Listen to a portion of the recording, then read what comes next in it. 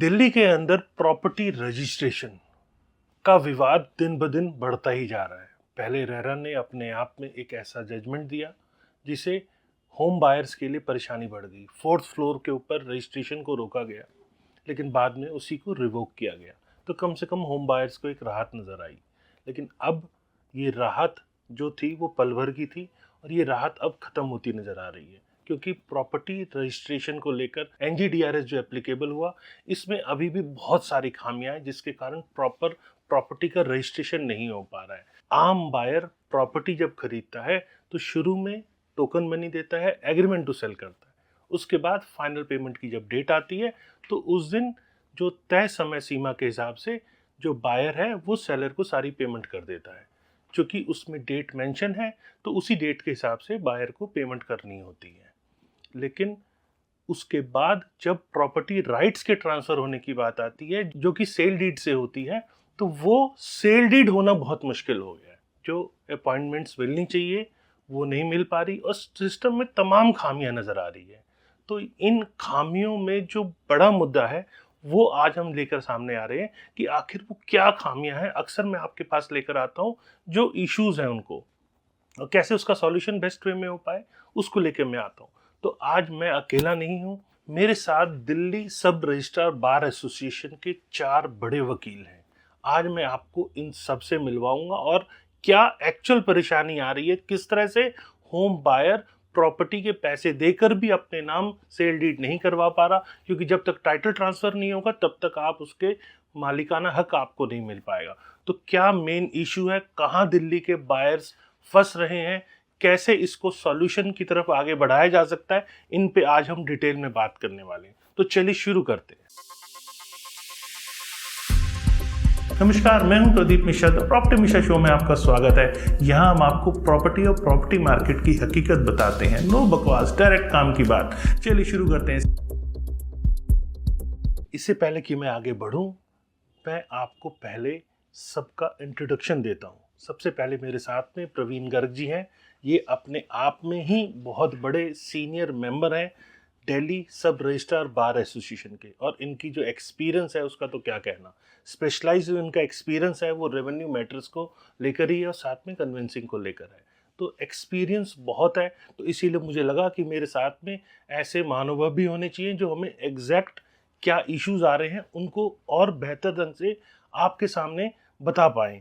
और उसके बाद मेरे साथ हैं विकास जैन जी, जो दिल्ली बार एसोसिएशन के प्रेसिडेंट हैं। उसके बाद मनीष चावला जी हैं, ये जनरल सेक्रेटरी हैं। और मेरे साथ में दीपांशु गर्ग जी भी हैं, ये मेंबर हैं दिल्ली सब रजिस्ट्रार बार एसोसिएशन के। तो सबसे पहले मैं प्रवीण जी आपके पास आता हूँ। प्रवीण जी, आप मेरे को बताइए कि पहले आपने देखा रेरा का एक ऑर्डर आया, बाद में उसे रिवोक किया गया। फोर्थ फ्लोर की रजिस्ट्रेशन होनी थी, उसे अब रोका गया और बाद में उसे शुरू कर दिया गया। इतना क्विक डिसीजन आया कि चलो होम बायर के लिए एक राहत की बात थी। लेकिन अब जिस हिसाब से ये सब क्लियर होने के बावजूद भी अभी करंट क्या इशू है, क्या ये सारी सेल डीड हो पा रही हैं, और नहीं हो पा रही तो क्या इसकी मेन वजह है? सबसे पहले तो मिश्रा जी, मैं आपका और आपके चैनल का हमारी दिल्ली सब रजिस्ट्रार बार एसोसिएशन की तरफ से स्वागत करता हूं और धन्यवाद देता हूं कि आप तक हमारी आवाज़ पहुंची और आपने हमारे को समय दिया। देखिए, ये दिल्ली गवर्नमेंट ने पहले हमारे ऊपर एक रेरा नाम की चीज़ लागू कर दी, रेरा कानून लागू कर दिया, जिसकी वजह से बहुत मुश्किल आई। लोगों के प्रॉपर्टी के डॉक्यूमेंट्स रजिस्टर्ड नहीं हो पाए, लोगों की सेल परचेज रुक गई, जिसका हमारी बार ने बहुत जोर शोर से विरोध किया। दिल्ली सब रजिस्ट्रार बार एसोसिएशन के विरोध से और उनके रिप्रेजेंटेशन से, उनके सबमिशन से रेरा ने दिल्ली के ऊपर जो ऑर्डर लागू किया था वो वापस ले लिया। और कुछ ही दिन बाद दिल्ली गवर्नमेंट ने एक नया सिस्टम डॉक्यूमेंट्स को रजिस्टर्ड कराने का दिल्ली की पब्लिक के ऊपर लाद दिया। उसको NGDRS के नाम से सॉफ्टवेयर बनाया है, जबकि दिल्ली के डॉक्यूमेंट्स पहले डोरिस के अंदर रजिस्टर्ड होते थे और बड़ा स्मूथ वर्किंग कई सालों से चल रहा था, कहीं कोई परेशानी नहीं थी। ये NGDRS एक्चुअली में महाराष्ट्र में लॉन्च किया हुआ था, महाराष्ट्र की कट पेस्ट कॉपी करके दिल्ली में लगा दिया, जबकि दिल्ली की प्रॉपर्टी का स्वरूप अलग अलग है। यहाँ पर अनऑथराइज्ड कॉलोनीज हैं, यहाँ अनऑथराइज्ड रेगुलराइज्ड कॉलोनी है, यहाँ पर डीडीए की प्रॉपर्टी है, यहाँ वेरियस तरह की प्रॉपर्टीज है जो कि अलग अलग स्वरूप की है, अलग अलग तरह की है, और उनका रजिस्ट्रेशन अलग अलग तरीके से ही हो सकता है। सबसे पहले NGTRS एक सॉफ्टवेयर है जिसके ऊपर जो गवर्नमेंट है, सेंट्रल गवर्नमेंट का बनाया हुआ है, उसे डिफरेंट स्टेट्स के अंदर एप्लीकेबल किया गया है। जो सारी सेल डीड की जो प्रोसीजर है वो उसी सॉफ्टवेयर के तहत होता है। तो उस सॉफ्टवेयर के अंदर क्या खामी है ये हम एक एक करके आगे समझने की कोशिश करते हैं प्रवीण जी से, और फिर मैं एक एक करके बाकी जो मेरे पास सीनियर मेंबर्स हैं मैं उनसे भी आपको थोड़ी सी और क्लैरिटी दिलाता हूँ। सबसे पहले मेरे को ये बताइए कि क्या ये जो आया NGTRS, देखिए सब स्टेट्स के अंदर एप्लीकेबल हो रहा है। जैसा इसका जब शुरू हुआ था तो सबसे पहले मुंबई के ऊपर हुआ था और उसको रेप्लिकेट किया जा रहा है सभी स्टेट्स के अंदर। तो क्या आप लोगों से या जो स्टेक होल्डर्स हैं, क्योंकि आप लोग रूटीन में इस काम को करा रहे हैं, क्या आप लोगों से इसको कहीं हद तक डिस्कस किया गया? नहीं, देखिए विशा जी, क्या है कि दिल्ली के अंदर तकरीबन 1000 कन्वेंसिंग एंड रेवेन्यू लॉयर हैं जो काम करते हैं, डॉक्यूमेंटेशन का काम करते हैं। हमारे से कोई चीज़ डिस्कस नहीं की, कोई लीगल फ्रेटर्निटी से कोई बात नहीं करी, ना इसके ऊपर कोई सेमिनार ऑर्गेनाइज किया। इवन देन जो सब रजिस्ट्रार डिप्यूटेड है, 21 दिल्ली में सब रजिस्ट्रार डिप्यूटेड हैं, उनको भी कोई ट्रेनिंग नहीं दी और उनके ऑफिशियल्स को भी कोई ट्रेनिंग नहीं दी। तो कहीं भी कोई ट्रेनिंग नहीं दी, ये तो ऑल ऑफ द सडन एक लाद दिया गया है दिल्ली के ऊपर। मतलब किसी टाइप का कोई ट्रायल रन भी नहीं? No no no no, 23rd से इम्प्लीमेंट हुआ था। हाँ। और उस दिन से ये लागू है और कोई इसके ऊपर ट्रायल नहीं हुआ, ये सीधा लागू कर दिया गया। ठीक है। और एक आम आदमी की अगर मैं बात करूं तो क्या उसको ये चीज़ें क्लियर है कि पहले दूसरा सॉफ्टवेयर था, अब सॉफ्टवेयर चेंज हुआ है, उसे दिक्कत आ रही है, वो क्या रिएक्ट कर रहा है सिर्फ? आम जनता को तो पता ही नहीं है, दे आर नॉट कंसर्न कौन सा सॉफ्टवेयर चल रहा है, कौन सा था या कौन सा होगा। दे आर कंसर्न कि भी मैं प्रॉपर्टी की पेमेंट दे के आया हूँ, मेरा डॉक्यूमेंट अधिवक्ता के पास जाऊंगा और वो रजिस्टर्ड करवा देंगे। तो लॉयर के पास पब्लिक आती है, हमारे पास लोग आते हैं, हमारा क्लाइंट आता है, तो सबसे पहले हमें अपॉइंटमेंट लेनी होती है। इस सिस्टम में हम अपॉइंटमेंट लेते हैं, पहले भी हम अपॉइंटमेंट लेते थे। पहले क्या था कि डॉक्यूमेंट में सिर्फ स्टैम्प पेपर और ई रजिस्ट्रेशन की डिटेल डाल देते थे तो अपॉइंटमेंट मिल जाता था। लेकिन आजकल क्या हो रहा है, सबसे फर्स्ट इंस्टांस में ही टोटल एंटायर इंफॉर्मेशन उसके अंदर फीड करनी पड़ती है। विटनेस के नाम क्या होंगे, विटनेस कहाँ रहता है, डॉक्यूमेंट सेलर कौन है, परचेजर कौन है, कंटेंट्स क्या है, स्टैम्प ड्यूटी दी नहीं दी, कितनी दी, वो सब चीज़ें इंफॉर्मेशन। मान लीजिए विटनेस की डिटेल डाल दी, हाँ जी, और उसमें 1 महीने के बाद या 1 महीने के अंदर जैसे रजिस्ट्रेशन कराने का टाइम होता है और उसमें विटनेस चेंज हो गया मेरा जी, तो कैसे करेंगे इसे हम? वो नहीं हो सकता है। एक बार मतलब मैं अपना विटनेस भी चेंज नहीं कर सकता? नहीं। मान लीजिए उस टाइम पे विटनेस अवेलेबल नहीं है या किसी कारणवश वो नहीं आया, तो आप कह रहे हैं मैं उसमें विटनेस भी चेंज नहीं नहीं चेंज कर सकते अनटिल अनलेस वो रिवर्ट ना हो जाए डॉक्यूमेंट। और रिवर्ट कराने के लिए अगेन सब रजिस्ट्रार ऑफिस में अप्रोच करना पड़ेगा।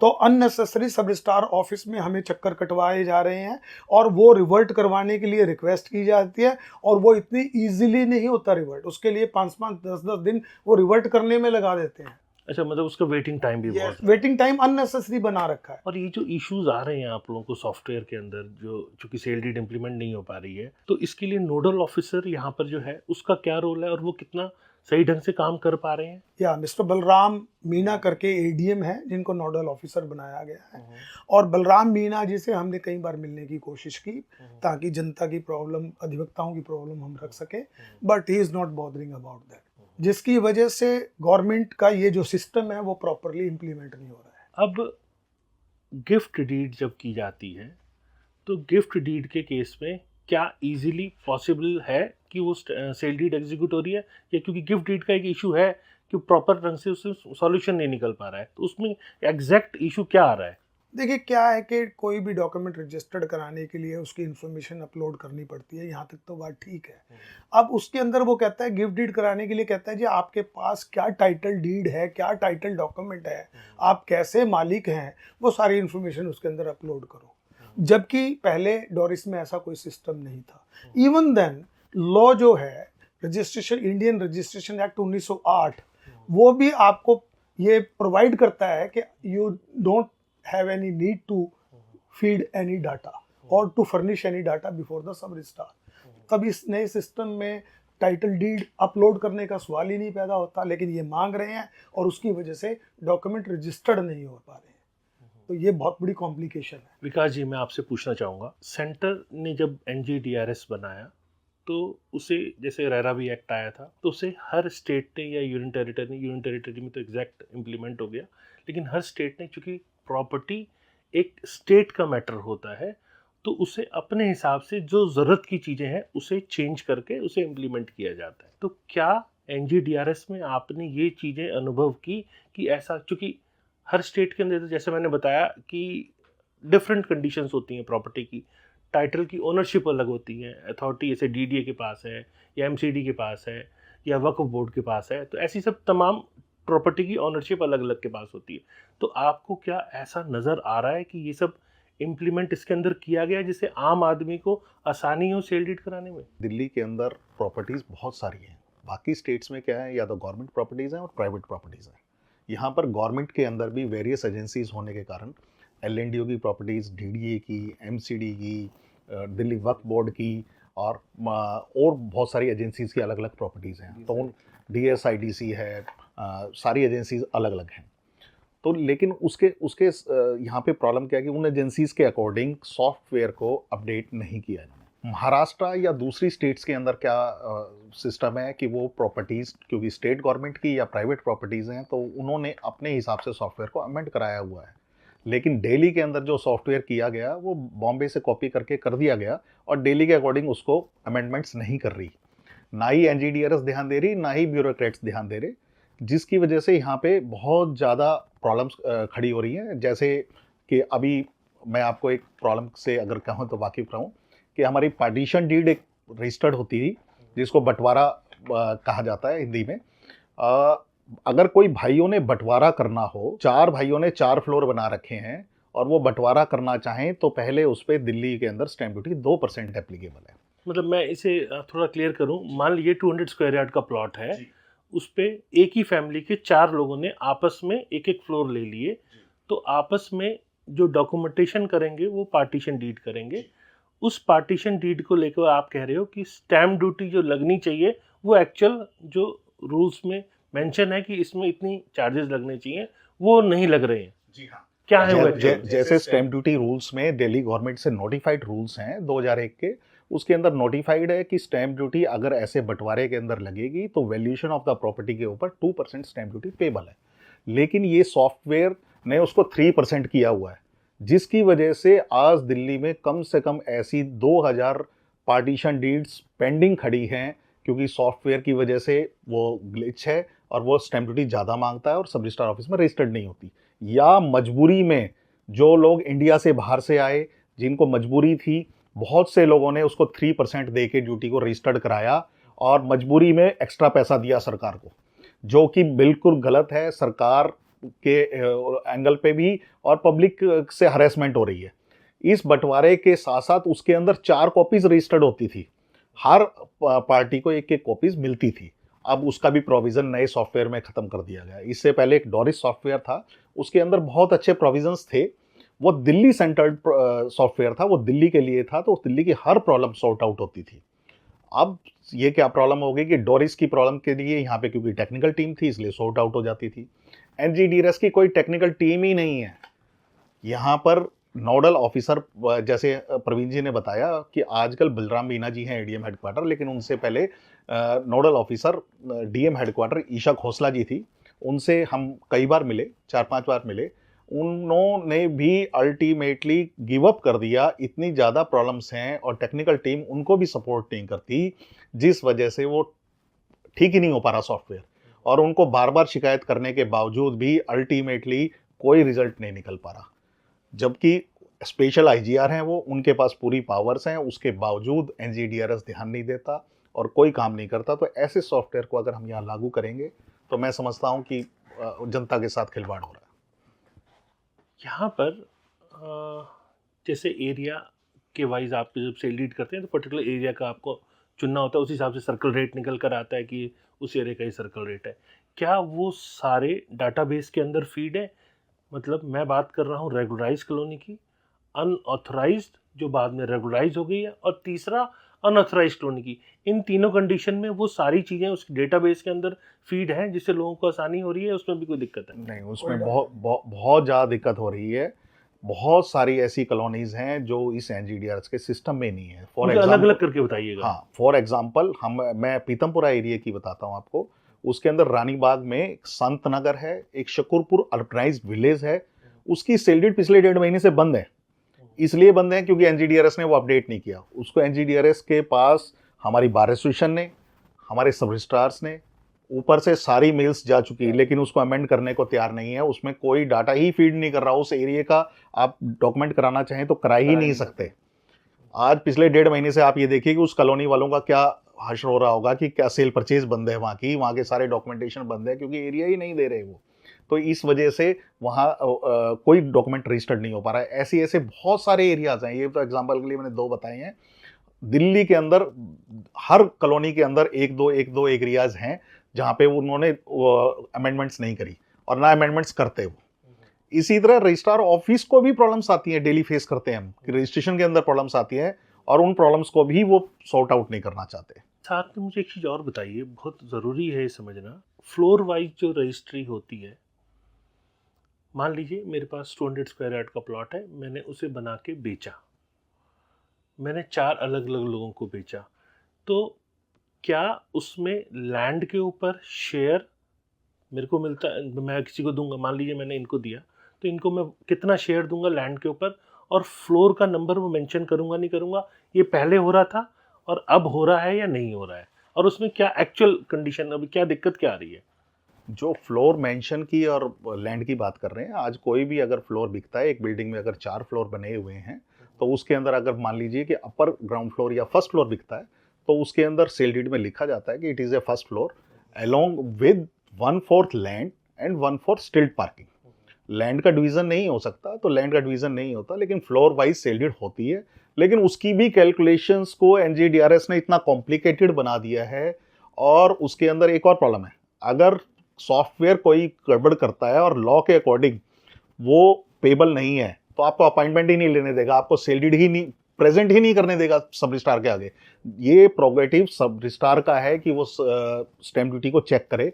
लेकिन अगर मेरी स्टैंप ड्यूटी ओके है, जैसे कि मैं पार्टीशन डीड में बता रहा हूँ, उसके सब रजिस्ट्रार भी मानता है कि ओके है लॉ के अकॉर्डिंग, लेकिन क्योंकि सॉफ्टवेयर के अंदर वो वैल्यूएशन और कैलकुलेशन को गलत कर रहा है, इसलिए वो हमारी सेल डीड को लेने ही नहीं देता। मिश्रा जी, इस इन एडिशन टू विकास जी, मैं ये बताना चाह रहा हूँ कि अगर 4 फ्लोर बने हुए हैं और एक बेसमेंट बनी हुई है उसके अंदर, अब बेसमेंट वाले को 10% लैंड देनी है, तो बाकी फ्लोर वालों को 22.5% लैंड मिलेगी।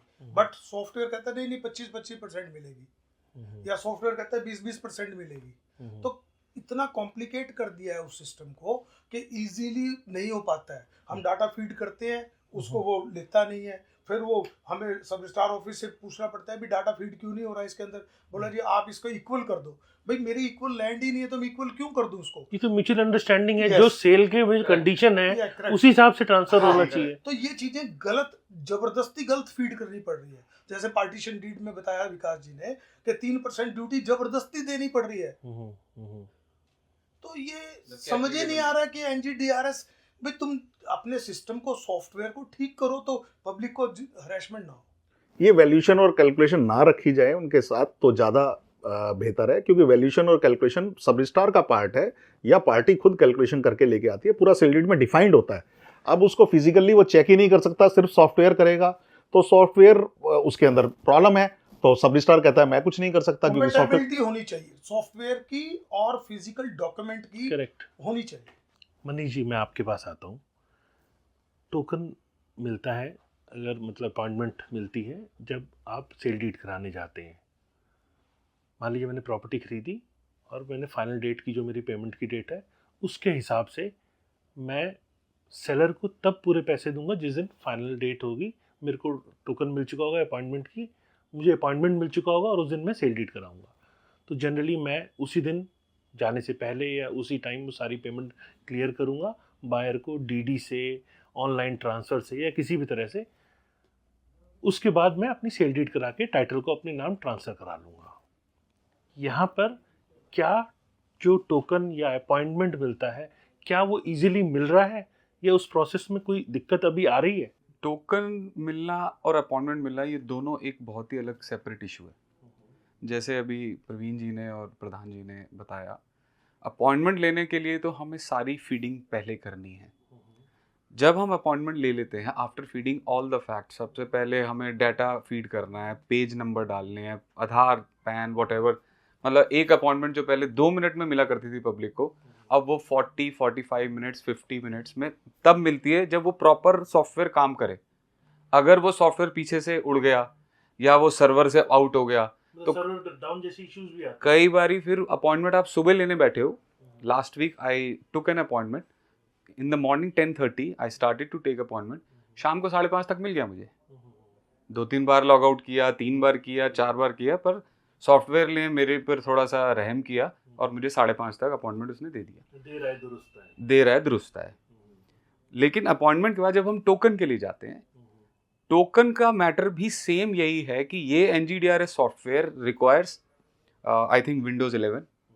इनको सर्वर थोड़ा, जो इनका इंटरनेट है वो थोड़ा सा फास्ट चाहिए। हमारे यहाँ पे जितने भी सिस्टम्स हैं उसके अंदर विंडोज 7 में NGDRS को डाल दिया गया, जबकि 11 चाहिए, मिनिमम 10 या 11। Compatibility zero. आपको MTNL या लीज आउट की वायर दे रखी है जिसपे मतलब अगर हम लोग वहां जाए ना तो वो ऐसे घूम ही रहा है बस।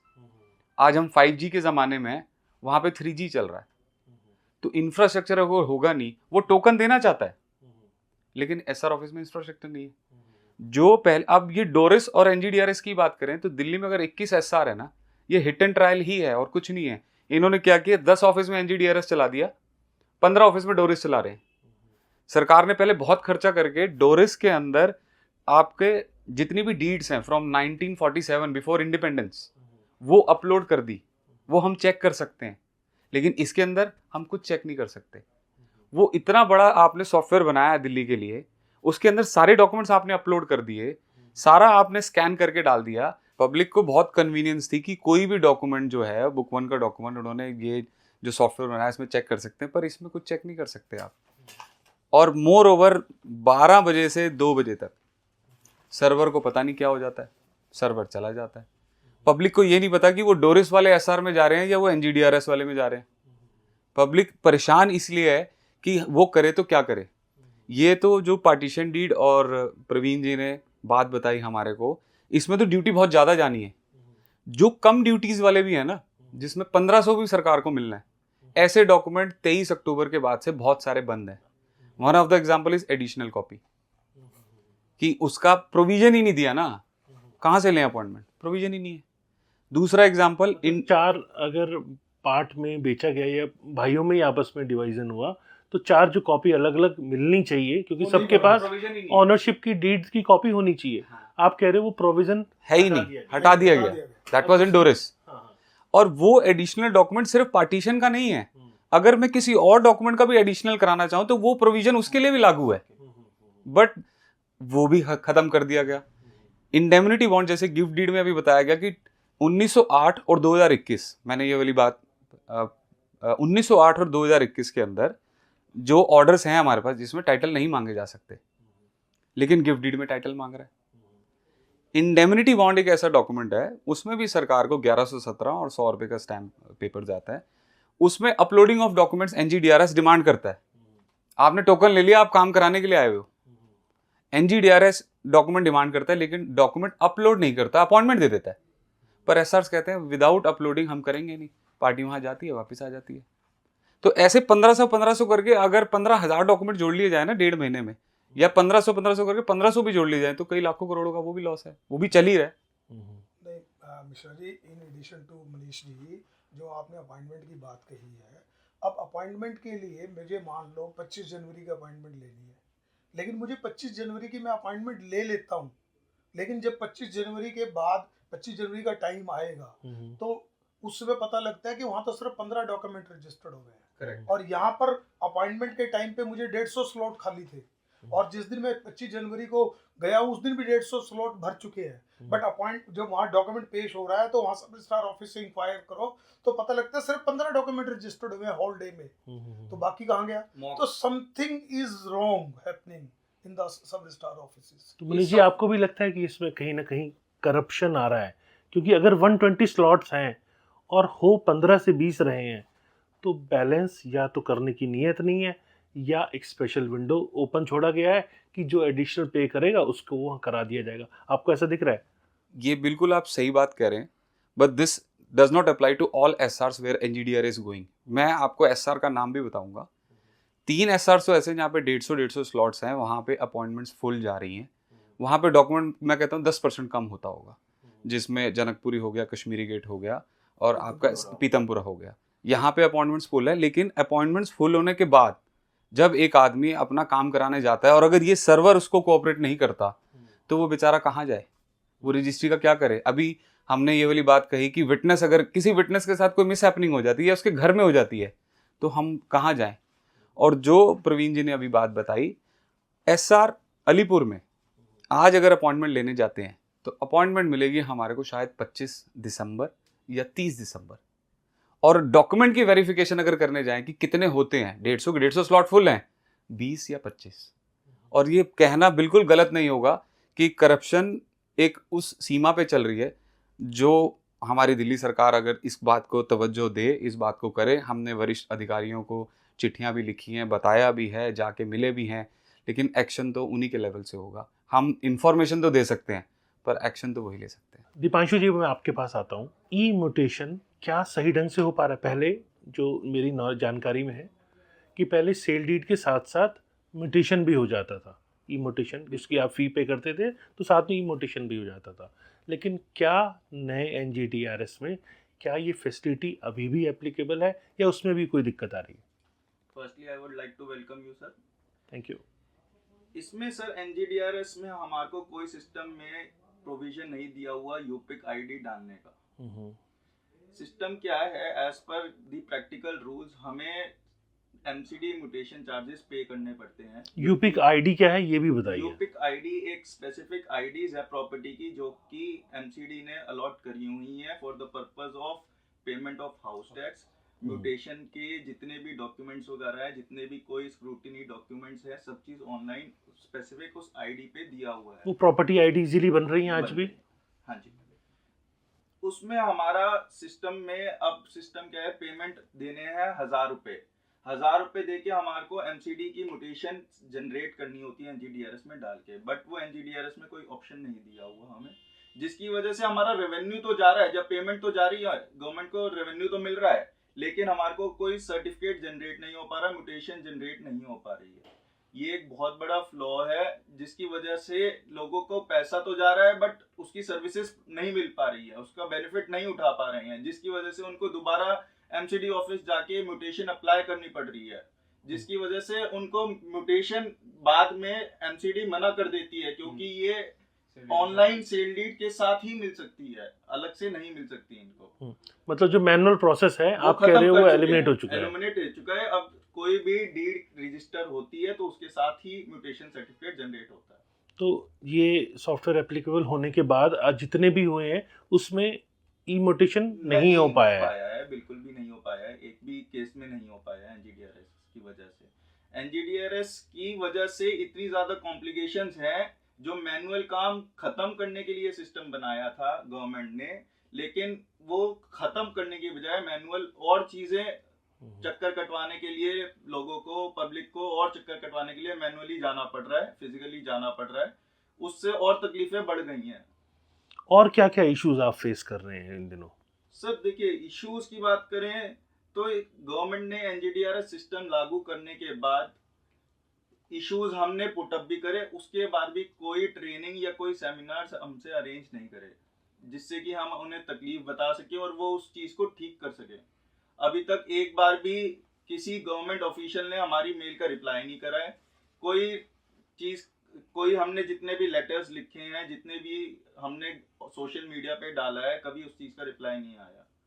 तो पब्लिक को अच्छे के लिए कुछ करने के लिए उनको समझाना भी पड़ेगा कि ये सिस्टम ऐसे चालू करना है, डिजिटलाइज्ड कर रहे हैं तो उस डिजिटलाइजेशन के लिए उनको ट्रेनिंग देनी पड़ेगी, ना कि सिर्फ डिजिटलाइज्ड कर दिया और रोल आउट कर दिया। उसके लिए ट्रेनिंग प्रॉपर दें। यहाँ पर एनजीडीआरएस जो पुणे में टीम बैठी है उसका एक ब्रांच ऑफिस खोले, हर सब रजिस्ट्रार ऑफिस में एक ऑफिसर बिठाएं, जिसकी वजह से जो भी तकलीफ ऑफिसर को आ रही है या पब्लिक को आ रही है, या कोई कन्विंसिंग लॉयर जो हेल्प कर रहे हैं पब्लिक को इस काम में, उस वो चीज उनको हेल्प कर सके, सॉल्यूशन प्रोवाइड कर सके डेली रूटीन पे।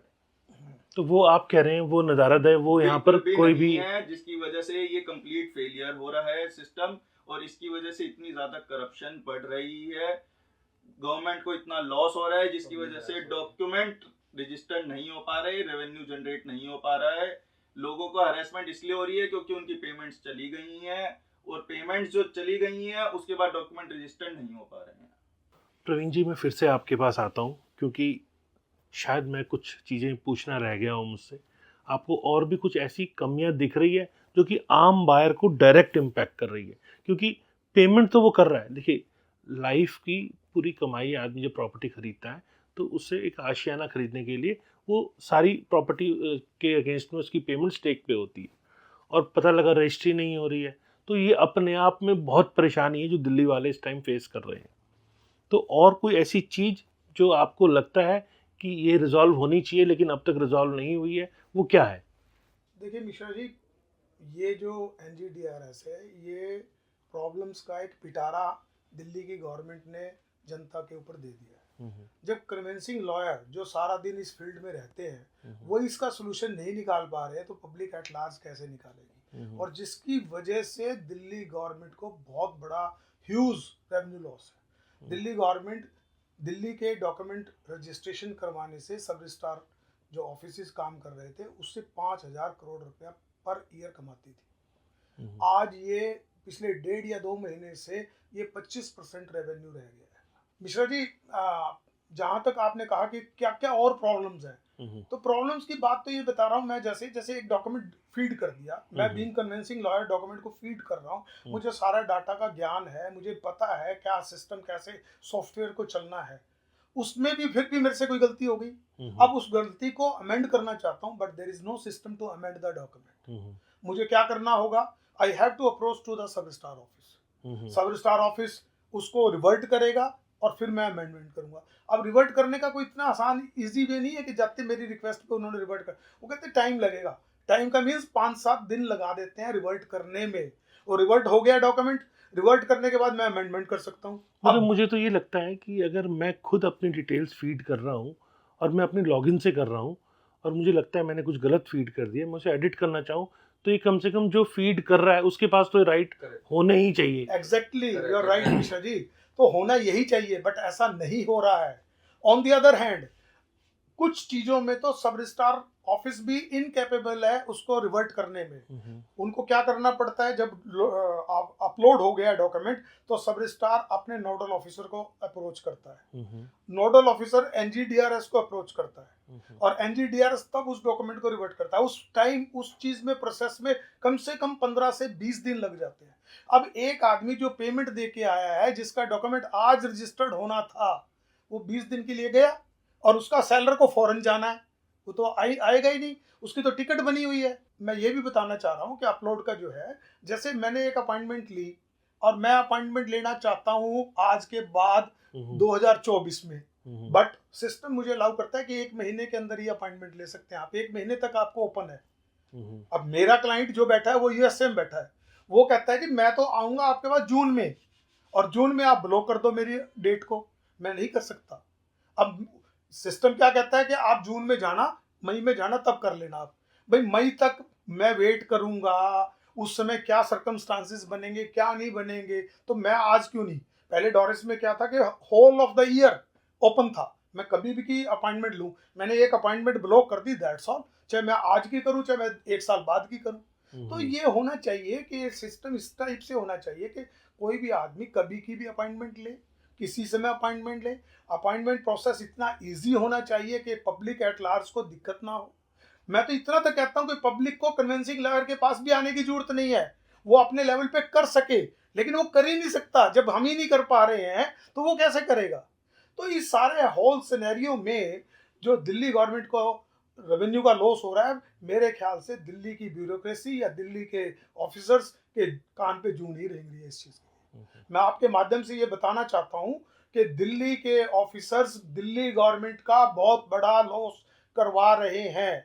इसका इलाज अगर दिल्ली गवर्नमेंट नहीं देखेगी, ऑनरेबल मिनिस्टर आतिशी जी इस पे बॉदर नहीं करेंगी, या केजरीवाल जी चीफ मिनिस्टर इस पे बॉदर नहीं करेंगे, या चीफ सेक्रेटरी इस चीज़ की कॉग्निजेंस नहीं लेंगे, तो ये दिल्ली गवर्नमेंट को बहुत बड़ा सेटबैक लगेगा। दूसरी बात, सबसे इंपॉर्टेंट इशू है सारे मामले को रिजॉल्व करने के लिए, वो क्या है कि एनजीडीआरएस का ऑफिस पूना में जो रखा हुआ है वो वहां रहे।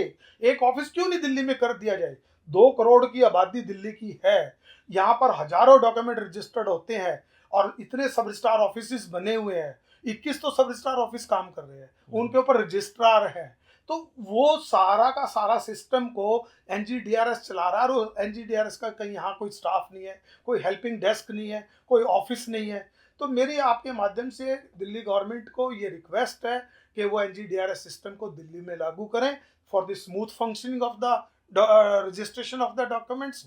अदरवाइज ये दिल्ली सब रजिस्ट्रार बार एसोसिएशन अपनी affiliated body bar council of Delhi को अप्रोच करेगी, दूसरी एसोसिएशंस को अप्रोच करेगी, और हमें मजबूरन सड़कों पे आना पड़ेगा और स्ट्राइक करनी पड़ेगी। क्योंकि अब एक्चुअली क्या है कि कन्विंसिंग लॉयर, रेवेन्यू लॉयर जो हैं, उनको भी रोजी रोटी का मसला खड़ा हो गया है, उनके कहीं ना कहीं प्रोफेशन पे लात लगी है। जब कोई आदमी डॉक्यूमेंट ड्राफ्ट ही नहीं करेगा, वो रजिस्टर्ड ही नहीं होगा, तो उसको फीस कहाँ से मिलेगी? तो इस सारे सिस्टम से आम आदमी को बहुत ज़्यादा तकलीफ है, और दिल्ली गवर्नमेंट के रेवेन्यू को भी दिक्कत है। तो मेरा आपके से निवेदन यही है कि इसको जल्दी से जल्दी आप हमारी आवाज़ को हाई अप्स में पहुंचाएं, दिल्ली के गवर्नमेंट ऑफिसर्स को पहुंचाएं, ताकि ये सिस्टम जो एक बहुत अच्छा सिस्टम है, जो बताया जाता है कि बहुत अच्छा सिस्टम है, लेकिन लागू नहीं प्रॉपरली किया गया, तो इसको प्रॉपरली लागू करके पब्लिक को इससे राहत मिले। तो ये परेशानी थी जो दिल्ली वाले फेस कर रहे हैं। मैंने डिटेल में बताने की कोशिश की कि आखिर चल क्या रहा है, क्या वाकई में आप पे कर रहे हैं और उसके अगेंस्ट में आपकी सेल डीड नहीं हो पा रही, और ये अगर नहीं हो पा रही तो ऐसे बहुत सारे नए डिस्प्यूट्स क्रिएट हो सकते हैं। बायर सेलर के बीच में एक कोऑर्डिनेशन जो फाइनल पेमेंट के बाद बनता है वो कहीं हद तक ब्रेक हो सकता है, मतलब प्रॉपर्टी रिलेटेड बहुत सारे डिस्प्यूट्स हो सकते हैं। तो यहाँ दिल्ली गवर्नमेंट को सोचने और समझने की ज़रूरत है, और बेटर इम्प्लीमेंटेशन कैसे हो, बेटर ट्रेनिंग कैसे हो, क्योंकि जब भी कोई नया सॉफ्टवेयर आता है तो मुझे लगता है कि इसकी प्रॉपर ट्रेनिंग भी होनी चाहिए। जो स्टेक होल्डर्स हैं उनको उसके बारे में कैंप्स लगा लगा के पूरी इन्फॉर्मेशन देनी चाहिए। तो ये मेरी पर्सनल रिक्वेस्ट है कि लोग ऐसे बहुत सारे हैं जो परेशान हैं, तो आप as a government, state government, union territory के अंदर हैं, तो आपसे मेरी रिक्वेस्ट है कि इस पर ज़रूर कुछ वर्क कीजिए, जिससे कम से कम आम आदमी चैन की सांस ले पाए। नमस्कार एंड जय हिंद।